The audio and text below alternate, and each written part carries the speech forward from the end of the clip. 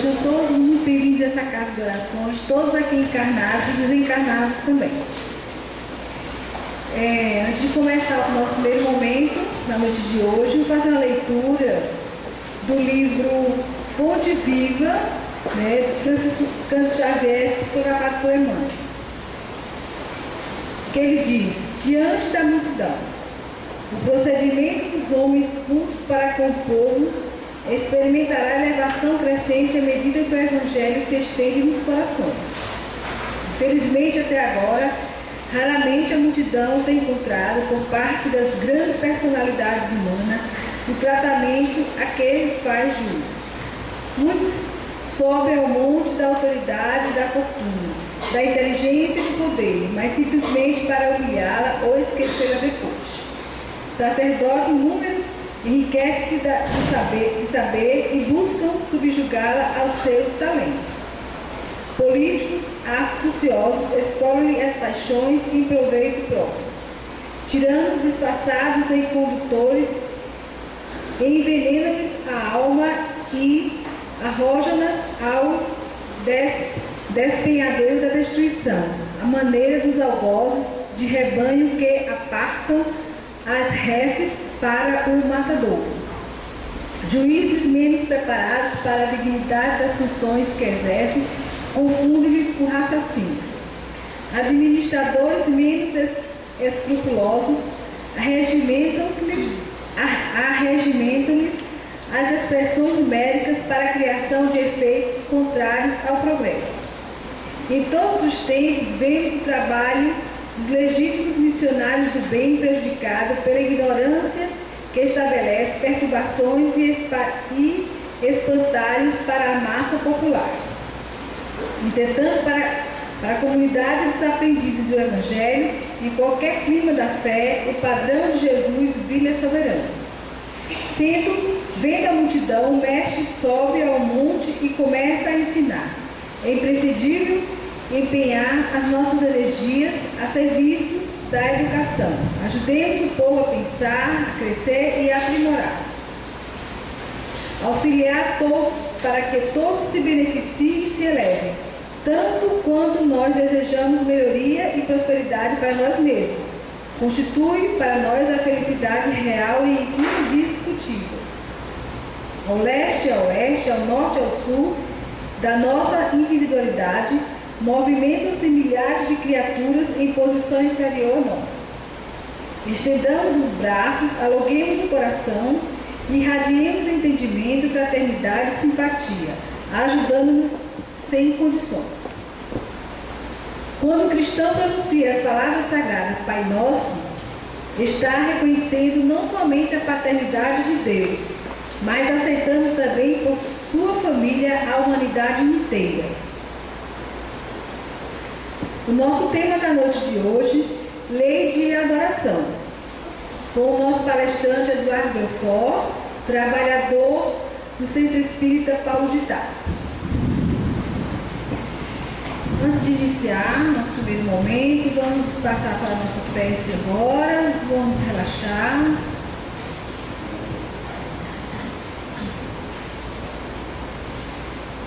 Senhor Deus, aqui estamos todos reunidos em teu nome, Pai, em busca do teu auxílio, da tua luz.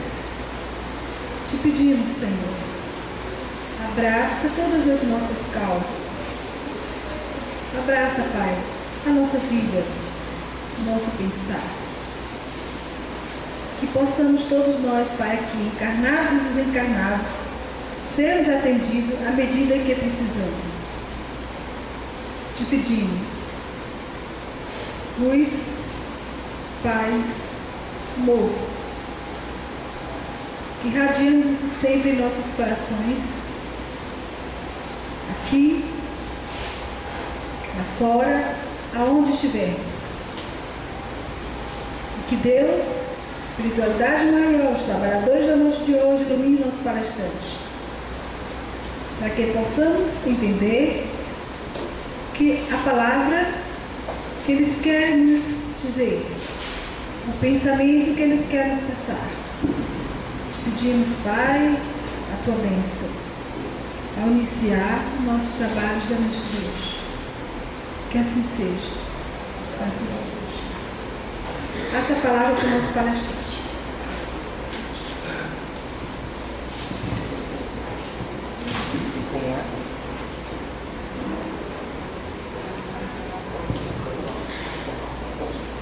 Boa noite, gente. Tem uma passagem do Evangelho que é interessante, como todas as do Evangelho, o Evangelho segundo o Espiritismo, em que os espíritos, por intermédio da mediunidade das pessoas que colaboraram com Kardec na codificação espírita, eles nos dizem que as dificuldades, as dores da vida são como as tempestades, a chuva que molha nossa roupa, que às vezes nos desvia do caminho, às vezes nos impede de chegar no nosso destino, talvez tenha impedido algumas das pessoas de virem aqui hoje, mas a chuva, ela renova, ela traz às vezes até destruição, mas ela diz lá no Evangelho, ela limpa o ambiente, ela afasta os miasmas, as impurezas da atmosfera, e no seu lugar, quando ela passa, a gente respira um ar mais limpo, mais aliviado, mais higienizado, e assim são as dificuldades da vida, as dores pelas quais a gente passa. Naquele momento ninguém está gostando, ninguém gosta de sofrer, ninguém gosta de passar por essas dificuldades que às vezes a vida nos apresenta, mas ao final a gente sai fortalecido, a gente sempre aprende algo com as dificuldades. Então vamos abençoar as dores, vamos abençoar a chuva também, né? Ano passado a gente precisou tanto de água e não teve, né? E agora a gente está tendo um inverno tão bom aí. Bem, boa noite mais uma vez a todos vocês. Muito obrigado pela presença de todos. Eu fico muito feliz de estar aqui, aqui na Federação, que é a casa que congrega as atividades de todos os centros espíritas do nosso estado, coordena as atividades, instrui a todos nós. Então, muita alegria, eu agradeço o convite. E também fico muito feliz porque sempre quando eu venho aqui encontro uma porção de amigos, pessoas que já conheço de outros locais, daqui mesmo. Então é realmente um motivo de muita felicidade. Então sou muito grato a Deus e peço que Ele nos ilumine a todos nós para que possamos extrair todos, algo de bom na noite de hoje, por intermédio da inspiração dos nossos amigos espirituais que estão sempre conosco, estão aqui orientando a gente, cuidando da atmosfera da casa. Bem antes da gente chegar, já estavam aqui trabalhando antes da gente, permanecerão aqui depois que sairmos. Então isso tudo é muito maravilhoso, é muito bom, é uma grande oportunidade. O que a gente vai falar, gente, hoje, é sobre lei de adoração. Interessante isso, lei de adoração. Tem um livro do Donizete Pinheiro, chamado Terapia da Paz. E uma série de capítulos sobre temas, não é um livro psicografado, mas certamente é um livro intuído. Então, em vários capítulos ele trata de assuntos muito interessantes sobre o espiritismo, e ele sempre começa com um caso, assim. E tem um caso que eu achei interessante, que é o seguinte: conta ele que tinha um velho índio que estava conversando com um índio mais novo. Ele era um pajé, um índio experimentado, conhecia a vida, e ele conversou com um índio mais jovem dizendo assim: olha, eu vivo um eterno dilema dentro de mim. É como se eu tivesse um lado bom e um lado ruim. E eu sempre imagino, é como se fosse um cachorro raivoso e um cachorro carinhoso, que ficam se gladiando, brigando um com o outro. Tem dia que um vence, tem dia que o outro vence. E o índio mais novo perguntou: mas afinal, qual que no final vencerá? E o índio mais velho respondeu: aquele que o alimentar adequadamente. Então, o nosso pensamento depende dos nutrientes que a gente ingere, nutrientes espirituais, do modo como a gente administra os nossos pensamentos. E quando a gente fala de lei de adoração, a gente está falando exatamente da força do pensamento. Tá? Então é disso que a gente vai conversar hoje.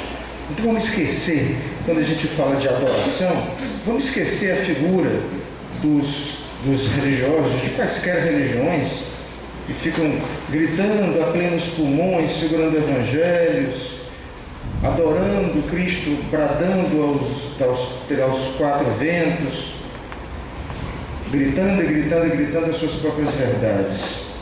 Na verdade, O Evangelho segundo o Espiritismo nos deixa muito claro que adorar é elevar o pensamento a Deus, é entrar em sintonia com o que há acima da gente.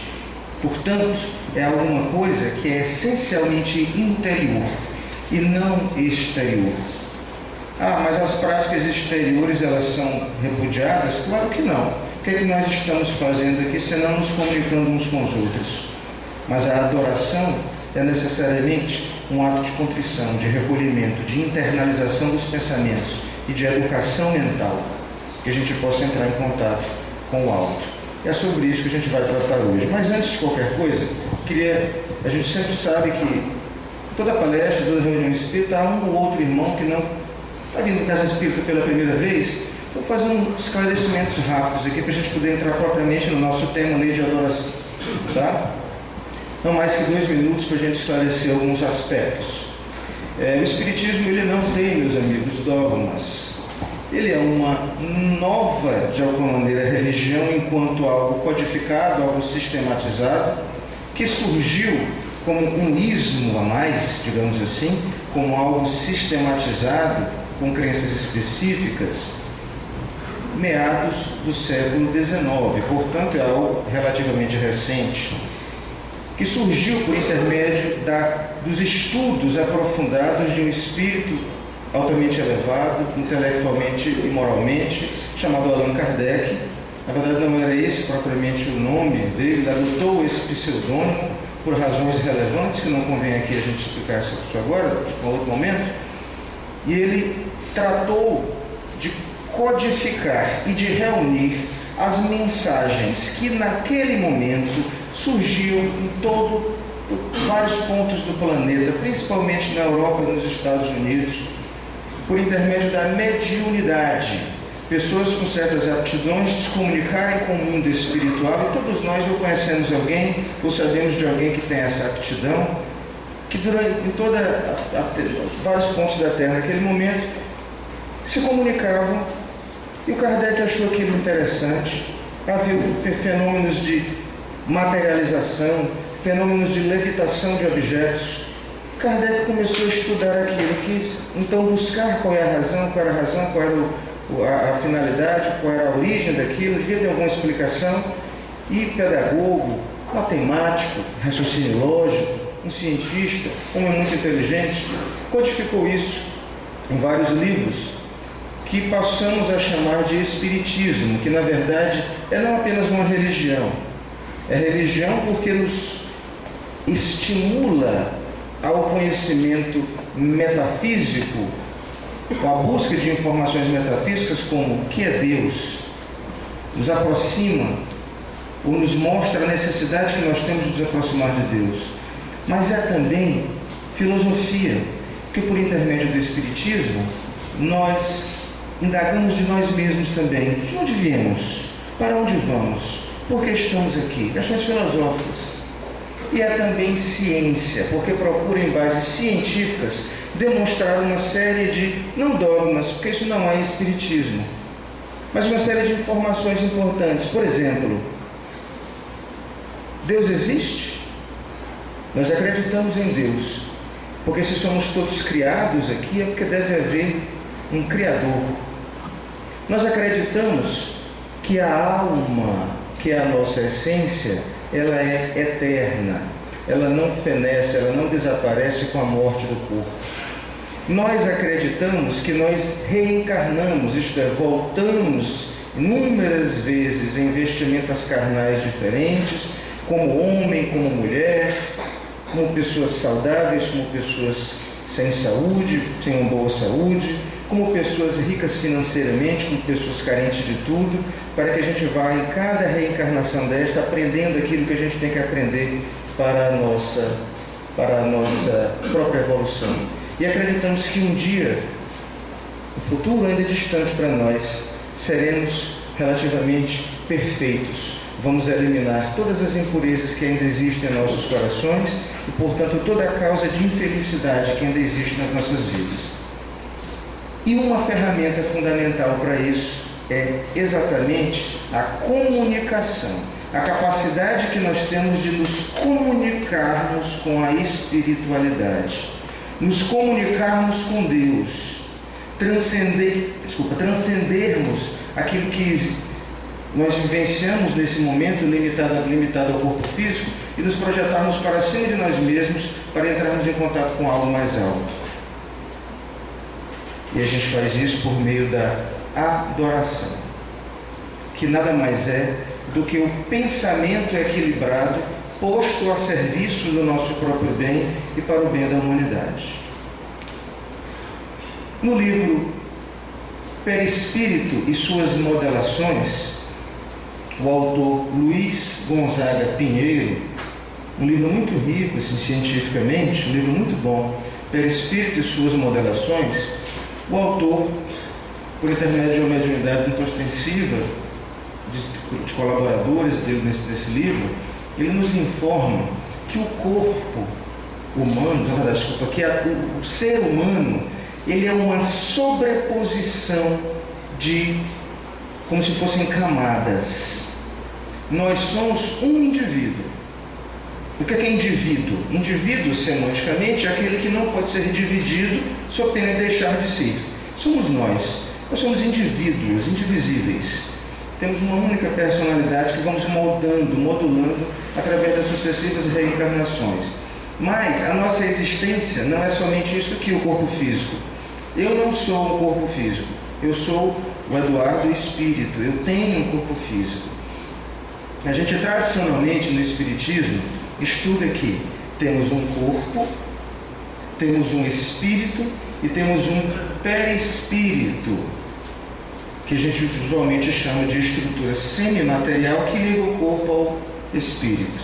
Na verdade, nós não somos apenas isso.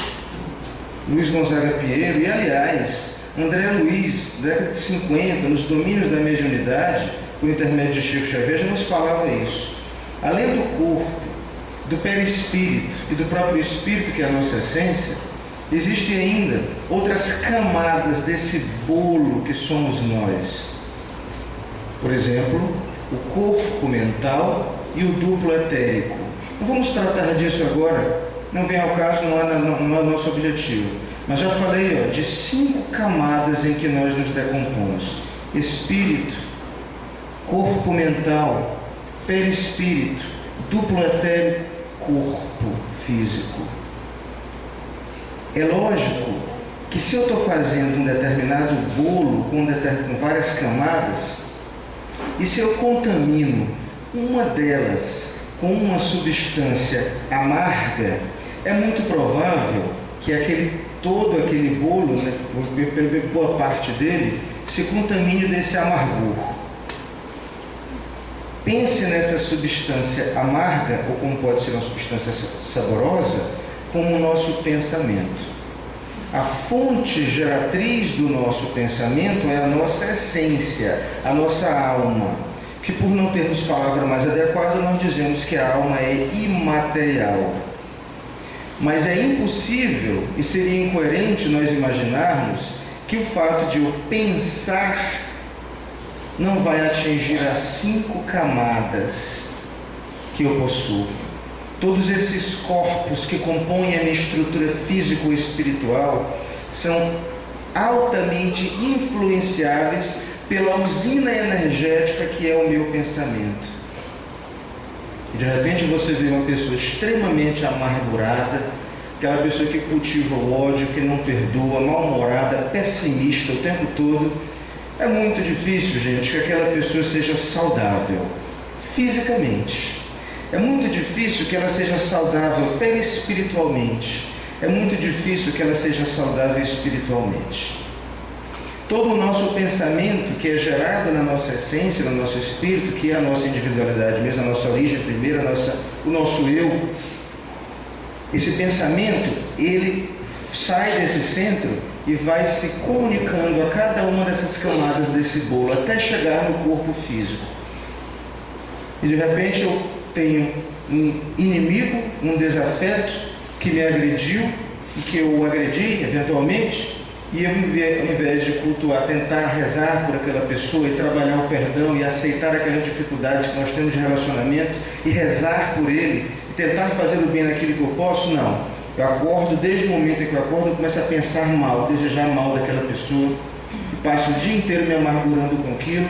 Chega no final do dia, eu vou dormir com aqueles pensamentos em desalinho. Eu quero saber qual indivíduo que passa por um dia como esse, chega no final e está com o corpo todo doído. E não fez nenhuma atividade física, mas está abatido, com o corpo doído, cansado. A grande quantidade de energia negativa que foi produzida no coração espiritual daquela pessoa se irradiou sobre toda a sua estrutura físico-corporal e causou desequilíbrio. Quem sabe, com o tempo, vai causar uma grande doença, Então a gente tem que ter muito cuidado, e isso é que é exatamente a lei de adoração, com o nosso pensamento. Tudo referente a essa lei de adoração é um convite: orai e vigiai. O convite que Jesus Cristo nos fez há tanto tempo e continuamos fazendo. Orai e vigiai. Orai por quê? Porque por intermédio da oração, que é exatamente a adoração, a gente entra em contato com algo que vai propiciar o equilíbrio do nosso pensamento. E vigiar o quê? Vigiar esse próprio pensamento, para que a gente não permita que, caindo em um nível vibratório mais baixo, por intermédio de pensamentos de ódio, de vingança, de amargor, de lassidão exagerada, a gente vibre baixo e sofra todas as consequências desse padrão vibratório baixo que a gente se entrega. Então a gente tem que ter muito cuidado com o nosso pensamento. Portanto, quando Cristo nos conclama orar e vigiar, não é vigiar o próximo, não. É vigiar nós mesmos. A gente vive uma sociedade que cultua tanto o corpo, né? Tanta beleza. E o Brasil, paradoxalmente, é um país em que as pessoas mais buscam a espiritualização, mas ao mesmo tempo, parece que, se não me engano, é o segundo ou terceiro país do mundo em que mais se buscam cirurgias estéticas, não reparadoras, mas já formoseamento estético. Então é um paradoxo que a gente tem que refletir sobre isso. Como é que está o nosso pensamento? A gente se preocupa tanto com vigiar, em analisar o próximo. A gente se preocupa tanto com o que o outro come, se ele fuma, se ele bebe. A gente se preocupa tanto, às vezes, com o que a gente se alimenta, e é lícito a gente se preocupar com o que a gente se alimenta, para ter um corpo saudável, atlético, para desenvolver um desejo. E a gente não analisa o nosso pensamento. O que a gente está produzindo na nossa caixa mental? O que a gente está fazendo do nosso pensamento? Né? Importante a gente refletir sobre isso. A gente vai tratar disso agora. Vamos lá. Olha só, a questão de o Livro dos Espíritos, questão 649. Em que consiste, passar para cá, em que consiste a adoração? É a elevação do pensamento a Deus. Pela adoração, o homem aproxima dele a sua alma. Então, aquilo que a gente já falou para vocês, vamos dar seguimento. Mais uma vez, Kardec insiste nessa questão tão importante. A prece é agradável a Deus? E os Espíritos respondem: a prece é sempre agradável a Deus quando ditada pelo coração, porque a intenção é tudo para Ele. A prece do coração é preferível à que podes ler, por mais bela que seja, se a leres mais com os lábios do que com o pensamento. A prece é agradável a Deus quando é proferida com fé, com fervor e sinceridade. Não creias, pois, que Deus seja tocado pelo homem vão, orgulhoso e egoísta, a menos que sua prece represente um ato de sincero arrependimento e de verdadeira humildade. É interessante isso, gente. Que Cristo fez essa advertência muito claramente. Como é que eu tenho que fazer para agradar a Deus, para seguir Jesus? O próprio Jesus nos disse: primeiramente, perdoa o teu inimigo, perdoa aquele que te ofende, reconcilia-te com o teu adversário. Não há como a gente querer elevar o nosso pensamento e nos tornarmos pessoas melhores e repetirmos mecanicamente uma prece diariamente. A gente pode até começar a adquirir uma certa habilidade no trato dessas palavras, mas serão palavras que não terão a mesma eficácia se previamente eu não buscar me reconciliar com o meu próximo, se previamente eu não buscar melhorar aquilo que eu preciso melhorar. E cada um de nós é senhor dessa própria análise, dessa autoanálise. A gente não precisa, essa é a nossa crença, a gente não precisa de confessores. A gente não precisa se confessar a ninguém. Todos nós que estamos aqui, dezenas de pessoas, todos nós, se fizer uma análise agora em 5 segundos, eu tenho certeza que cada um de nós, porque eu falo isso com meus próprios ouvidos, terá condição de fazer uma autoanálise em que é que eu preciso melhorar. Todos nós sabemos. Se a gente for fazer uma análise do nosso dia, desde o momento que a gente acordou, nesse nosso domingo, a gente vai perceber que é muito difícil que a gente não tenha errado em algum momento. Vamos avaliar o nosso dia em uma palavra, em uma decisão, em uma resposta agressiva, em um momento de impaciência, ou mesmo em pensamento. Então a gente erra todo dia. E a gente sabe muito bem em qual aspecto que a gente erra mais, em qual aspecto que a gente precisa mais trabalhar a nossa personalidade. Talvez chegue o último dia da nossa presente encarnação e a gente não tenha conseguido ainda não errar em nenhum dia. O que não é motivo para desânimo, para desestímulo. Não, a mensagem espírita não é de desalento. Pelo contrário, é uma mensagem de um convite à autoanálise. Que a gente possa fiscalizar o nosso pensamento, analisar o nosso pensamento, administrar esses nossos impulsos naquilo que eles precisam ser corrigidos. No mesmo livro, Donizete Pinheiro, do livro Terapia da Paz, ela não citou esse livro aí, o livro Terapia da Paz de Donizete Pinheiro, ele narra acho que citei já, né, gente? Ele narra um caso que é muito interessante. Ele fala de uma menina que ganhou um brinquedo. Ela ganhou um brinquedo que era um joguinho de chá com panela, tudo, brincar com as bonequinhas dela. E aquele brinquedo novo, ela com muito ciúme daquele brinquedo, e chegou uma outra coleguinha e fala: escuta, vamos brincar com o teu joguinho de panela? E ela falou: não posso, que a mamãe me chamou para sair, eu vou ter que ir, vou ter que sair, não vou poder brincar agora. Pois me empresta para eu brincar com a tua panelinha, porque depois se chegar eu te devolvo. E ela não queria, porque estava com ciúme, mas tanta criança insistir, ela emprestou o joguinho de panela para ela. Aí sai com a mãe, quando ela retorna, encontra lá o local onde a criança estava brincando, tudo quanto é panela quebrada, umas faltando, outras totalmente destruídas, e ela ficou com muito ódio, muita raiva, e procurou aquela coleguinha dela para brigar, para repreender: você é um irresponsável, você não podia ter feito isso com o meu brinquedo, eu vou bater em você. Aí ela encontrou a coleguinha, chegou e falou para a mãe dela: mãe, ele quebrou minha panela toda, eu vou lá falar com ela. A mãe dela falou assim: paciência. Você lembra naquele dia que você estava na rua com seu sapatinho novo, veio um carro e jogou barro nos seus pés? Jogou lama nos seus pés? O que foi que sua avó disse?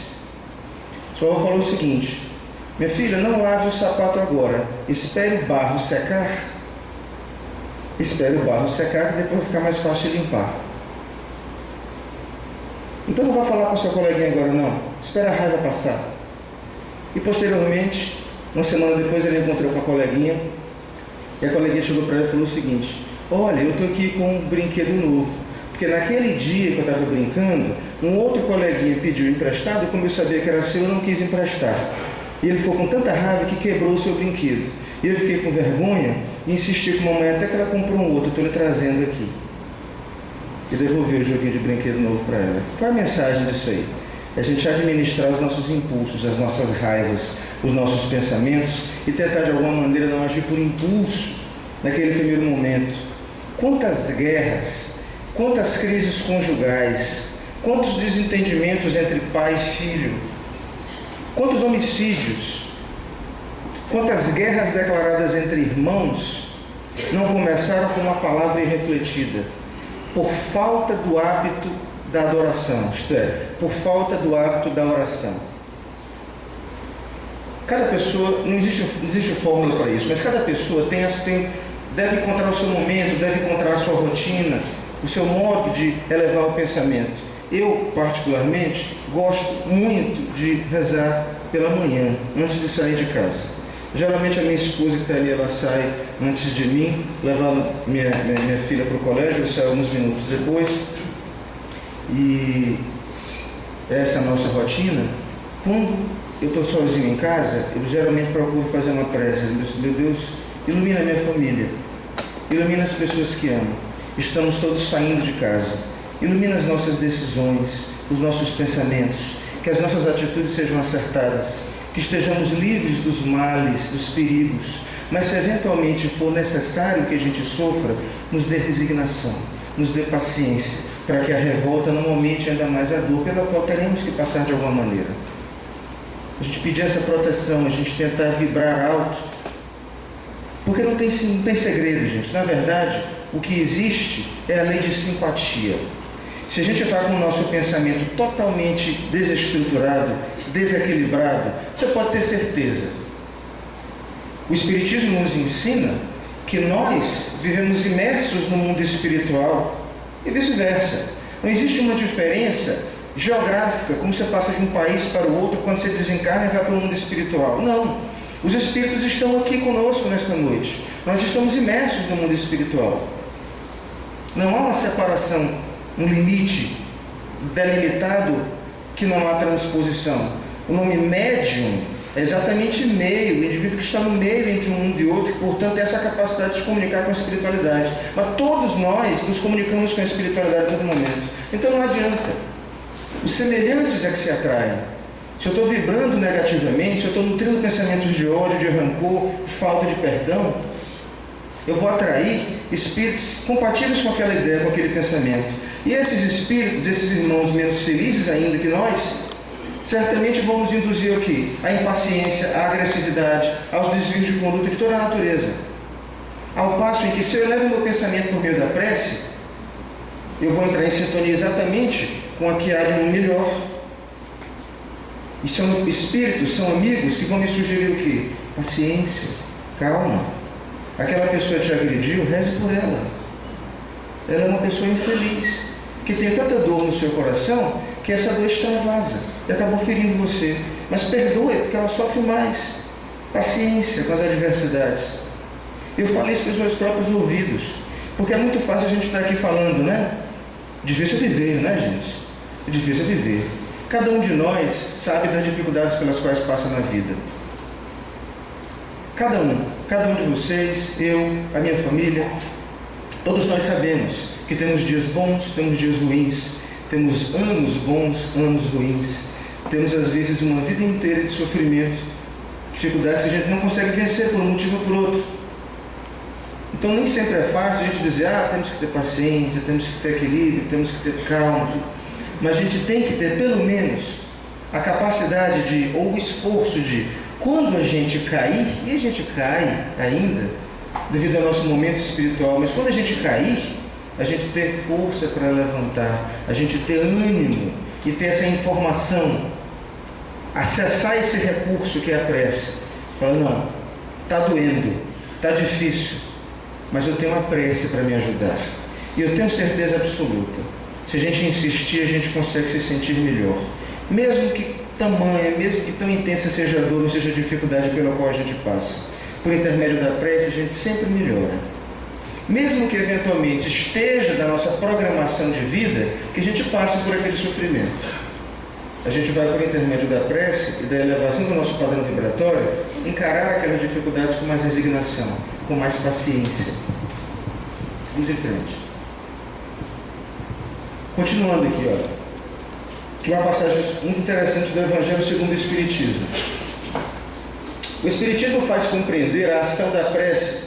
Isso é um mecanismo da prece, é um capítulo chamado Mecanismo da Prece, do Evangelho segundo o Espiritismo. O Espiritismo faz compreender a ação da prece, explicando o modo de transmissão do pensamento, seja quando o ser chamado vem ao nosso apelo, seja quando o nosso pensamento o alcança. Para se inteirar do que se passa nessa circunstância, é preciso mentalizar todos os seres encarnados e desencarnados, mergulhados no fluido universal que ocupa o espaço, como somos neste mundo na atmosfera. Esse fluido recebe o impulso da vontade, é o veículo do pensamento como o ar é o veículo do som, com a diferença de que as vibrações do ar são circunscritas, limitadas, enquanto que as do fluido universal se estendem ao infinito. Portanto, Quando o pensamento é dirigido a um ser qualquer sobre a terra ou no espaço, de encarnado a desencarnado ou de desencarnado a encarnado, estabelece-se uma corrente fluídica de um para o outro, transmitindo o pensamento como o ar transmite o som. A energia da corrente está em razão do vigor do pensamento e da vontade. Por isso, a prece é ouvida pelos espíritos em qualquer lugar em que eles se encontrem. E a literatura espírita é repleta de exemplos, de narrativas, que falam exatamente da força da prece, da ação do nosso pensamento. Por isso também que os mais idosos costumam dizer, nenhuma prece se perde. Mas que não se perde mesmo. Não se perde realmente. Sempre que a gente endereça uma prece para alguém, se a gente realmente faz aquilo de coração, com intenção verdadeira, se a gente procura se recolher, procura entrar na gente mesmo, endereça os nossos melhores pensamentos, o que é de melhor na gente para aquela pessoa, seja uma pessoa que está doente, seja uma pessoa que está angustiada, seja uma pessoa que tem muita dificuldade em perdoar, indiscutivelmente a gente está produzindo energia e essa energia vai se endereçar àquela pessoa e vai atingir aquela pessoa. Da mesma maneira, se nós endereçamos pensamentos de ódio a alguém, a gente também está produzindo uma energia dentro do nosso coração que vai atingir aquela pessoa de alguma maneira. Se aquela pessoa estiver com um padrão vibratório baixo, ela vai de alguma maneira ser atingida pelos nossos pensamentos em desalinho. A gente tem essa capacidade. O que acontece é que a primeira vítima do nosso ódio é nós mesmos. Somos nós mesmos.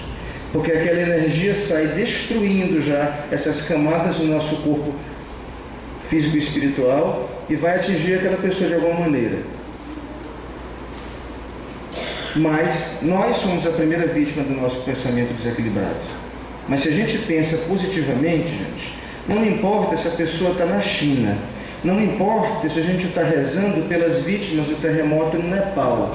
É muito longe. O nosso pensamento chega lá naquele exato segundo em que a gente está pensando. Não importa se é uma pessoa que você viu no noticiário, que do outro lado do mundo está passando por um momento de dificuldade. Mentalize o rosto daquela pessoa. Se possível, mentalize o nome dela. E aquela pessoa vai ser beneficiada pela sua prece. Indiscutivelmente. Daí a grande importância das correntes de oração, que não somente o Espiritismo, mas também outras religiões igualmente nobres fazem. Daí a importância de nós rezarmos até mesmo pelos desconhecidos. Daí a importância de nós aqui em Teresina, por exemplo, mentalizarmos os suicidas. Já que esse, por algum motivo que ainda desconhecemos inteiramente, é algo extremamente repetitivo, que tem se repetido com uma infeliz frequência na nossa cidade, deve haver uma razão. E compete a nós, e eu digo mesmo, sobretudo nós que somos espíritas, que temos esse conhecimento, não negligenciar na necessidade e na obrigação que todos temos de lembrar daqueles desencarnados, que quando desencarnam nessas condições, a literatura espírita nos ensina, passam por dificuldades graves, porque vilipendiaram, destruíram a ferramenta mais preciosa para a própria evolução, que é o corpo. Então é justo que essas pessoas sofram. Mas a gente pode, pelo nosso pensamento, levar um segundo que seja, um momento de alívio, um bálsamo, um cicatrizante, um anestésico para aquelas pessoas que ainda estão em desequilíbrio por terem passado por isso. E aquilo vai ajudar aquelas pessoas. Eu já falei isso aqui em outras ocasiões, mas eu sempre gosto de repetir porque isso é importante. Existe um livro chamado Memória de um Suicida, de Ivone Pereira.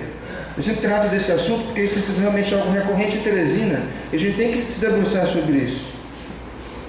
Em que Ivone Pereira nos narra a situação de um determinado suicida que estava recolhido a uma colônia de tratamento Maria de Nazaré, e em um quarto de um hospital na espiritualidade, ela tinha à sua disposição um aparelho, como se fosse um mecanismo, um aparelho da Terra, só que mais sofisticado, mais avançado, que acendia uma espécie de uma luzinha, iluminava, sempre que alguém rezava por aquela pessoa. Era um aparelho capaz, muito sutil, muito sensível, capaz de captar as irradiações fluídicas emanadas daquele que rezava.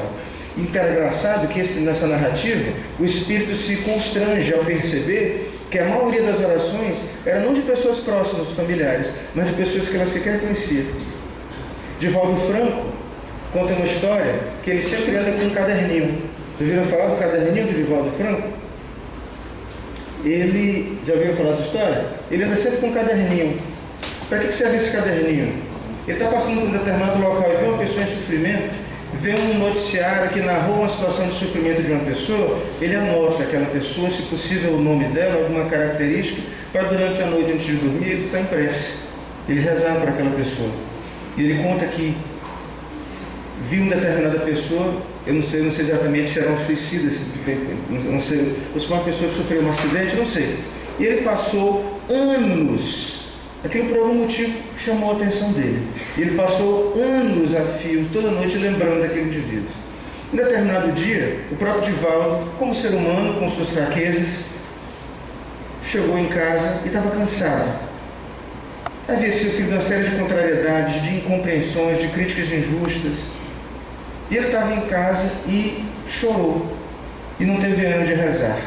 Quando de repente aparece ao lado dele, se materializa, ou na verdade não se materializa, mas se manifesta por intermédio da mediunidade do Divaldo, determinado espírito. E falou para ele: não chore. Não chore, porque nós precisamos muito de você.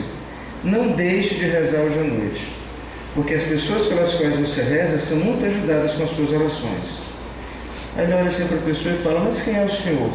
Eu sou aquela pessoa pela qual você tem rezado há tantos anos.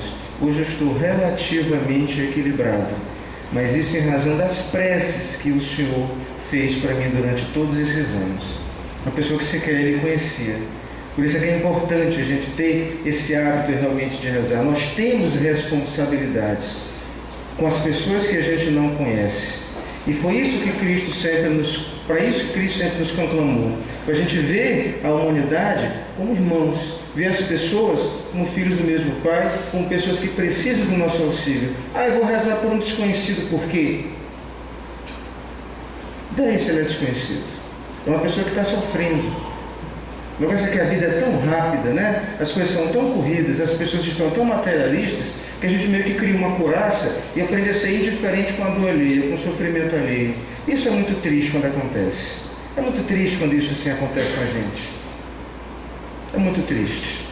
Porque nós já sofremos no passado. Nós podemos estar sofrendo no presente, como nós podemos estar sofrendo no futuro. Talvez a gente venha a sofrer exatamente para eliminar, por intermédio das lapidações da dor, e perdendo essa couraça que nos torna distante e insensível à dor alheia, né? Até porque não tem sofrimento sem causa, não é verdade? Vamos continuar. O pensamento, já que a gente está tratando disso, né? O pensamento. Olha o que aqui Allan Kardec nos fala em A Gênese.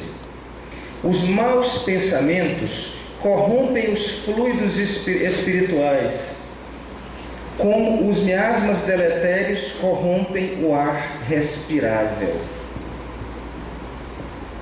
Olha só, eu vou ler somente a parte em destaque para não cansar.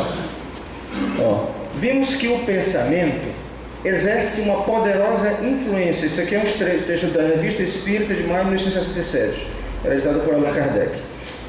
O pensamento exerce uma poderosa influência nos fluidos espirituais, modificando suas características básicas. Os pensamentos bons impõem-lhes luminosidade e vibrações elevadas que causam conforto e sensação de bem-estar às pessoas sob sua influência. Os pensamentos maus provocam alterações vibratórias contrárias às citadas acima. Os fluidos ficam escuros e sua ação provoca mal-estar físico e psíquico. Olha a força do pensamento, né? O nosso equilíbrio ou desequilíbrio. Pode-se concluir assim que em torno de uma pessoa, de uma família, de uma cidade, de uma nação ou planeta, existe uma atmosfera espiritual fluídica que varia vibratoriamente segundo a natureza moral dos espíritos envolvidos.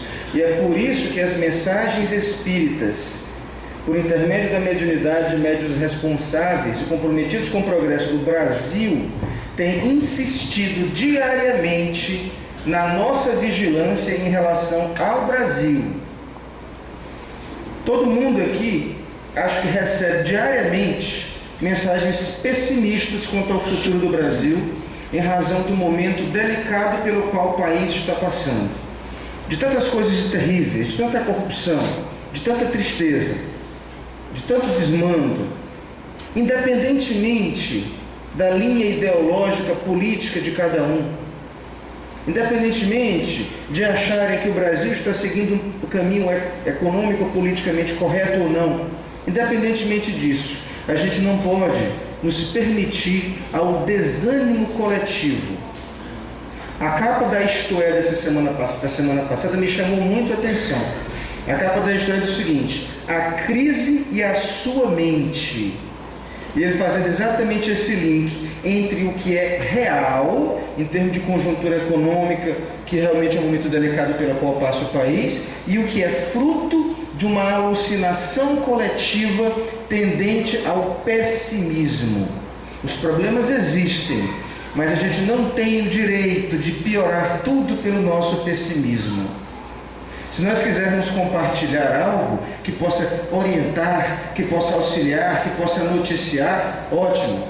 Mas compartilhar piadas de mau gosto, coisas jocosas, ofensas pessoais a quem quer que seja, palavrões, paródias desrespeitosas a senhores e senhoras, que bem ou mal são pessoas que estão ali encarregadas de uma função extremamente relevante e que precisam, sobretudo, das nossas mentalizações positivas. Não estou falando que tem que haver impunidade, não é isso. Estou querendo chegar nesse ponto da discussão. Mas nós temos que ter cuidado com o nosso pensamento, para que a gente não deixe se contaminar por essa onda de pessimismo que está arrastando o país. É preciso que sejamos luzes individuais que possam auxiliar na retomada do equilíbrio da psicosfera da nação brasileira. E nós temos essa responsabilidade. Isso é muito grave. E por isso tem sido, os colegas podem confirmar o que estou dizendo, repetidas mensagens por intermédio da espiritualidade, sabendo que a gente está alerta com a nossa atitude mental em relação ao momento pelo qual passa o Brasil. Muito importante a gente não se deixar cair nessa onda de pessimismo terrível, que só faz mal.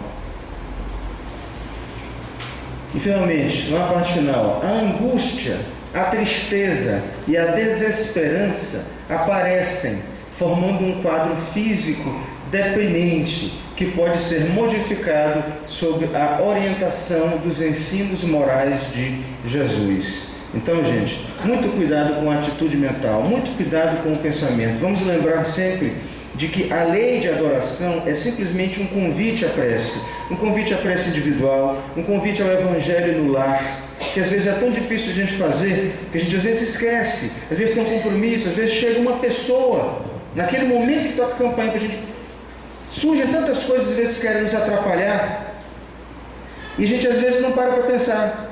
Será que essa pessoa que está tocando a campainha não foi induzida ali por um espírito infeliz que quer atrapalhar essa minha prática? Ou será se ela não foi induzida por um espírito feliz que quer que ela participe daquela reunião do Evangelho no lar? Então é importante que a gente mantenha esses hábitos de oração e a gente cuide da nossa atitude mental. Existe um livro muito interessante chamado, já concluir, já está na hora, um livro Na Próxima Dimensão, de Carlos Bacelli, que ele era um psiquiatra quando encarnado e unia a medicina, a conhecimento espírita no tratamento de pacientes psiquiátricos, e ao desencarnar continuou fazendo isso na espiritualidade. E ele narra o caso de um jovem chamado Nélio. Se tratava de uma pessoa que encarnou com a missão de ser um comunicador espírita, e ele realmente era um grande comunicador espírita, e tinha aptidão mediúnica também. Então ele tinha toda uma carga energética que foi moldada em sua estrutura físico-espiritual para que naquela encarnação ele fosse um trabalhador espírita, e dotado de grande magnetismo começou a se envolver em envolvimentos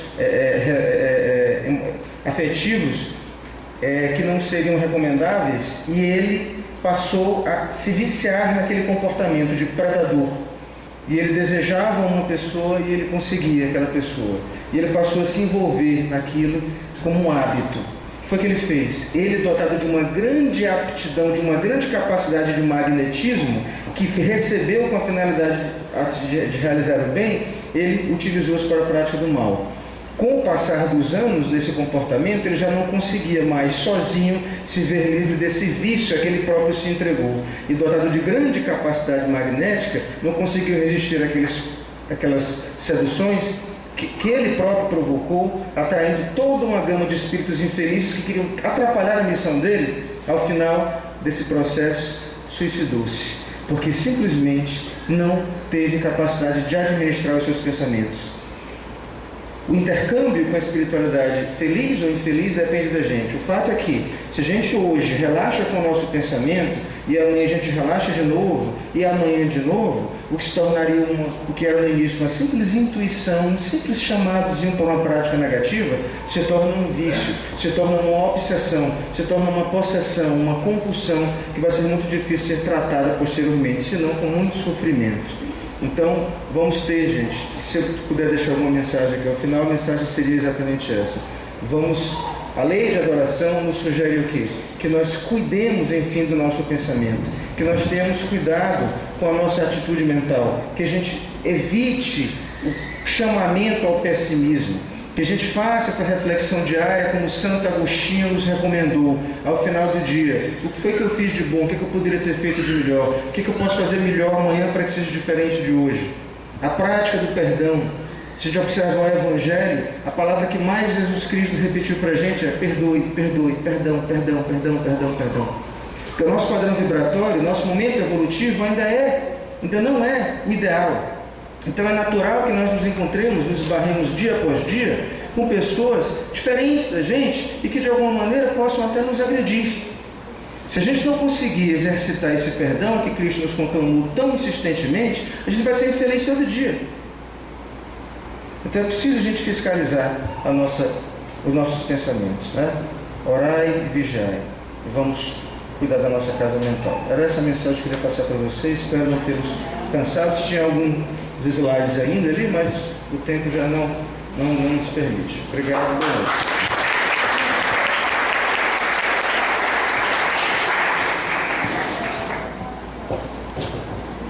Agradecemos ao nosso palestrante da noite de hoje, Eduardo Belfort, trabalhador do Centro Espírita Paulo de Tarso. Antes de passar para o nosso segundo momento, nós temos alguns avisos a ser dados.